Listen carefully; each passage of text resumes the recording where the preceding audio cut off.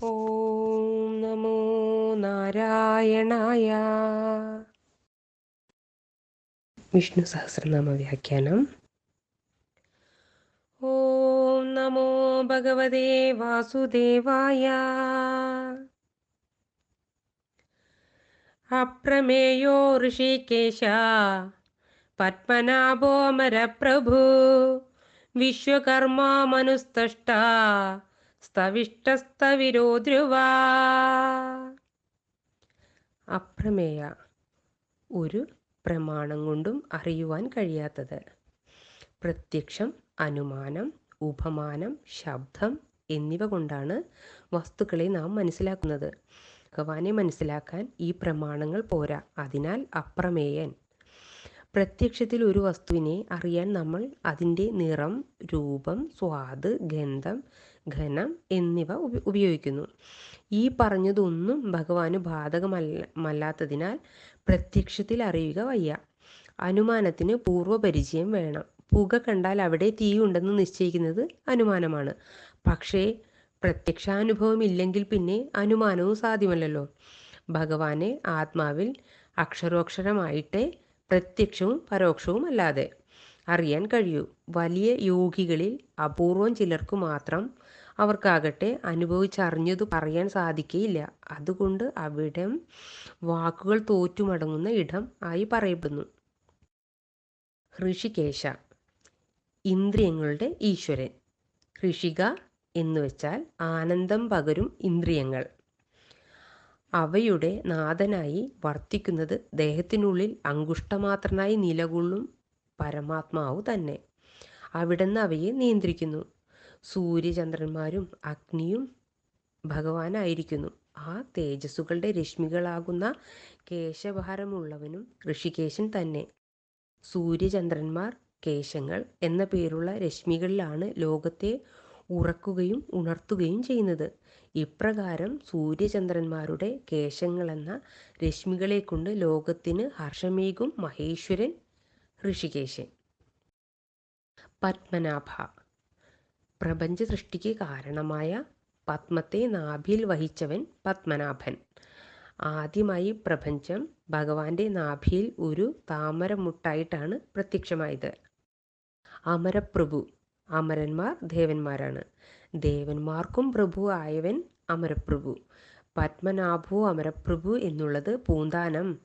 പത്മനാഭോ അമരപ്രഭു എന്നു വായിച്ചപ്പോൾ ഒരു പണ്ഡിതൻ പത്മനാഭ അമരപ്രഭു എന്ന് വായിക്കൂ എന്ന് പറഞ്ഞുവെന്നും, വിഷണ്ണനായി പൂന്താനം വായന നിർത്തിയപ്പോൾ മരപ്രഭു പിന്നെ ആരാണെന്നാണ് വിചാരം എന്ന് ശ്രീലകത്ത് നിന്ന് ചോദ്യമുയർന്നുവെന്നും ഐതിഹ്യമുണ്ട്. അമരപ്രഭുവായ അവിടത്തെ നിസീമമായ കൃപയാലാണ് ജഗത്ത് നിലനിന്നു പോരുന്നത്. വിശ്വകർമ്മ, വിശ്വത്തെ സൃഷ്ടിച്ചവൻ. ഒന്നായ താൻ പലതായി മാറണമെന്ന് സങ്കല്പിച്ചാണ് കാലം, പ്രകൃതി, ജീവനുകൾ എന്നിവ പ്രത്യക്ഷപ്പെടുത്തിയതെന്ന് പറയപ്പെടുന്നു. എല്ലാ സൃഷ്ടിയും അവിടുന്ന് ചെയ്യുമ്പോഴും ഒട്ടും കഴക്കം പതിയാതിരിക്കുന്നു. മനു, മനനം ചെയ്യുന്നവനാണ് മനു. ചെയ്യാനുള്ളത് മനസ്സിൽ സങ്കല്പിക്കുന്നത് മനനം. അത് അപൂർണതയിൽ ആയോജനം ചെയ്യാൻ കെൽപ്പുള്ളത് അവിടുന്ന് മാത്രം മന്ത്രമെന്നും മനുവിന് അർത്ഥം പറഞ്ഞു കാണുന്നു. എല്ലാ മന്ത്രങ്ങളും അവിടുന്ന് തന്നെയാണല്ലോ. അതുകൊണ്ടാണല്ലോ മനനാത് ത്രായതേ ഇതി മന്ത്രം എന്ന് പറയുന്നത്. ത്രായതേ എന്ന് വെച്ചാൽ രക്ഷിക്കുന്നത്. മന്ത്രം ജപിക്കുമ്പോൾ രക്ഷകനായി എത്തുന്നത് അവിടുന്ന് തന്നെയാണല്ലോ. ത്വഷ്ട, എത്ര വലിയ സംഗതിയാണെങ്കിലും അതിനെ ചെറുതാക്കാൻ കെൽപ്പുള്ളവൻ. അതായത് പ്രളയസമയത്ത് ജഗത്തിനെ സൂക്ഷ്മരൂപത്തിലാക്കി തന്നിൽ ചേർക്കുന്നതിനാൽ ത്വഷ്ട. സ്തവിഷ്ട, ബൃഹദ്രൂപം ധരിച്ചവൻ. മൂലപ്രകൃതിയിൽ നിന്ന് കാണായതാണ് പ്രപഞ്ചം. പ്രപഞ്ചം തന്നെ വളരെ വലുതായിരിക്കുന്നു. മൂലപ്രകൃതി പ്രപഞ്ചത്തെക്കാൾ വലുതും. ഇതെല്ലാം തന്നിൽ വഹിക്കുന്നത് ഭഗവാന്റെ വിരാട് സ്വരൂപവും. അങ്ങനെ സ്ഥൂലങ്ങളിൽ വെച്ച് ഏറ്റവും സ്ഥൂലമായത് സ്തവിഷ്ട. സ്തവിരധ്രുവ, എന്നുമുള്ളവനും പുരാതനുമായവൻ. അതായത് ഏറ്റവും ആദിയിലുണ്ടായതിനാൽ സ്ഥവിര. സൃഷ്ടി സ്ഥിതി സംഹാരം അനസ്യൂതം തുടരുമ്പോഴും ഭഗവാന് അശേഷം മാറ്റം സംഭവിക്കുന്നില്ല, നിത്യനാണ്. എല്ലാം നശിച്ച് മണ്ണടിഞ്ഞാലും ഒരിക്കലും നശിക്കാത്തത് ധ്രുവ.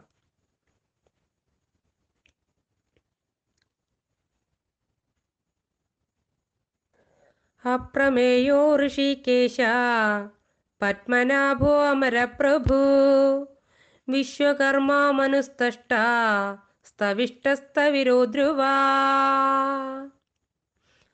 ഓം നമോ നാരായണായ. ഓം നമോ ഭഗവതേ വാസുദേവായ.